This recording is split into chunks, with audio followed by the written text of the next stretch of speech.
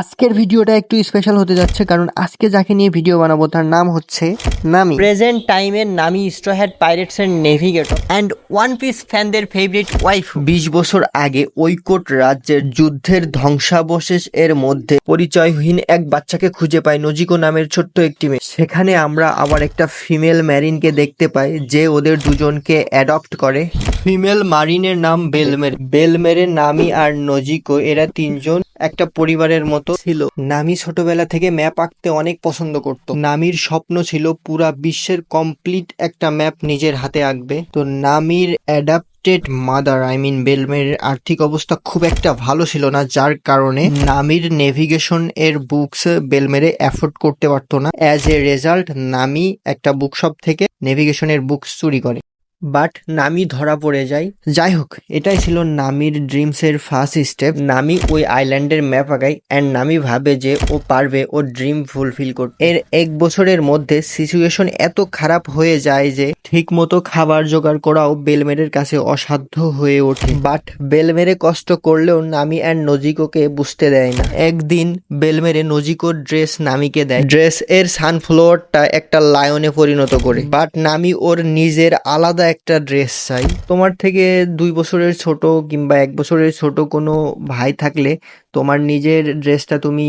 যখন ছোট হয়ে যাবে, তুমি আর পরতে পারছো না, তখন তোমার ছোট ভাইকে দিয়ে দেবে। এরকম হয়, সংসারে অভাব অনটন থাকলে এরকম হয়। কিন্তু নামি এটা মানতে চাচ্ছে না, মানে ও নিবে না অন্য কারোর ড্রেস, ও নিবে না, ও নিজের একটা আলাদা চাই। নামি যখন ওর আলাদা একটা ড্রেস চাই, নজিকোর পুরোনো ড্রেসটা নেবে না এজন্য, তখন নামি আর নজিকোর মধ্যে তর্কাতর্কি চলে। তর্কাতর্কির এক পর্যায়ে নামি বলে, তুমি আমার রিয়েল সিস্টার না। তখন বেলমেরে নামিকে একটা থাপ্পড় মারে। নামি আবার থাপ্পড়ের জবাবে বলে, তুমি আমার রিয়েল মাদার না।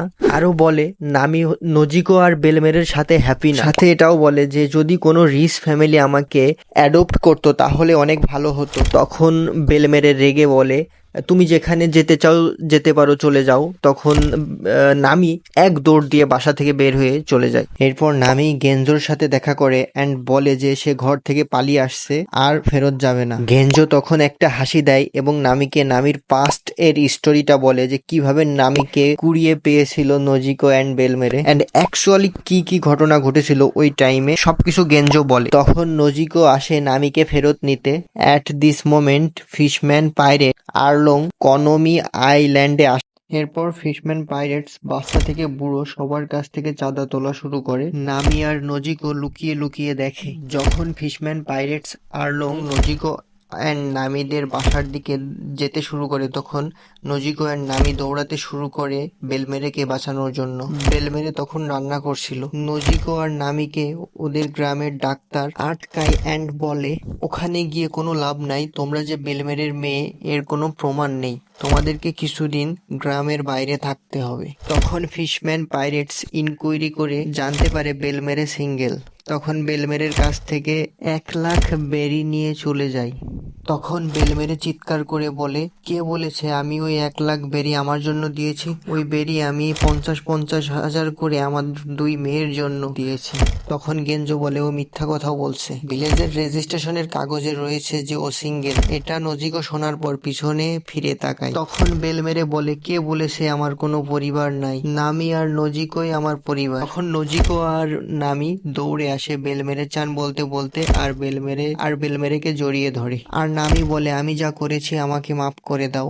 তখন বেলমেরে বলে, তোমরা তোমাদের খেয়াল রাখবা। আর নামিকে আলাদাভাবে বলে যে তুমি ওই যে ম্যাপটা আঁকাইছিলে ওই ম্যাপটা অনেক সুন্দর হয়েছে, আর তুমি তোমার স্বপ্ন পূরণ করো। আর আমি যে ওয়াদাগুলো করছিলাম তোমাদের অনেক জিনিস অনেক কিছু কিনে দেবো, ওয়াদা আমি পূরণ করতে পারলাম না, এখন বিদায় নেওয়ার সময় হয়েছে, আমাকে বিদায় নিতে হবে। তখন নামি আর নজিকো বলে, আমরা তোমাকে যেতে দিব না, তুমি আমাদের সাথেই থাকবে। তখন আরলং নামি আর নজিকোর সামনে বেলমেরেকে নির্মম ভাবে হত্যা করে। এরপর ফিশম্যান পাইরেটস যখন জানতে পারে যে নামি অনেক সুন্দর ম্যাপ আঁকায়, তখন নামিকে কিডন্যাপ করে নিয়ে যায়। পরে নামি গ্রামে ফেরত এসে বলে, আমি আরলং পাইরেটস জয়েন করছি। আর ওর হাতে আরলং পাইরেটস এর ট্যাটু থাকে, যার কারণে গ্রামের লোকজন নামির উপরে খুব রেগে যায়। বাট নামি ওইসব কেয়ার করে না। এক দৌড়ে ওখান থেকে চলে যায়। এরপর যখন নামি বেলমেরের কবরের কাছে এসে কান্না করছিল, তখন নজিকো এসে জিজ্ঞাসা করে কাহিনী কি। তখন আমরা জানতে পারি যে নামি আর্লং এর সাথে একটা ডিল করছে, যে 100 মিলিয়ন বেরিস আর্লংকে দিলে আর্লং ভিলেজ ফ্রি করে দিবে। নামি তখন আবার আগের মতো নর্মাল জীবনযাপন করতে পারবে। এমনি নর্মাল ভাবে যদি বেরিস আর্ন করতে যায় নামি, তাইলে 100 মিলিয়ন বেরি আর্ন করতে নামির অনেক টাইম লেগে যাবে। এই জন্য নামি কি করতো, চুরি করত। নামি পাইরেটসদের থেকে বেরি চুরি করত, কারণ পাইরেটসরা অলরেডি চুরি করে, মানে চোরের থেকে চুরি করতো। এটা ও ভাবতো যে এটা খারাপ কিছু না, চোরের থেকে চুরি করছে। এরপর লুফি আসে। লুফি আসলে মানে নামি লুফির থেকে প্রথম থেকে হেল্প চায় না, ও রিফিউজ করছে যে ও নিজে করবো, একা করবে সবকিছু। কিন্তু একটা টাইমে আইসা নামি বলে যে হেল্প মি লুফি। ওই টাইমে লুফি সিরিয়াস হয়ে যায়, মানে সেই একটা মোমেন্ট। ফার্স্ট টাইম যখন ওয়ান পিস দেখি, মানে এই জায়গাটায় আইসা আমার হচ্ছে লোম খাড়া হয়ে যায় লুফির রিয়াকশন দেখে। তো এরপর লুফি আর্লং এর সাথে ফাইট করে আর জিতে যায়। আর্লংকে হারাই লুফি। লুফি আর্লংকে হারানোর পর নামি লুফির ক্রুতে জয়েন করে অ্যাজ এ নেভিগেটর হিসেবে। নামির স্বপ্ন ওয়ার্ল্ড ম্যাপ নিজের হাতে আঁকা, ওইটা পূরণ করার জন্য, আর লুফিকে কিং অফ পাইরেট হতে সাহায্য করার জন্য। কাহিনীর ভিতরে আরো অনেক ঘটনায় ঘটে যেগুলো আমি মিস করছি। তোমরা রিয়েল অ্যানিমেটা দেখলে বুঝতে পারবা ওয়ান পিস আসলে কত মজা।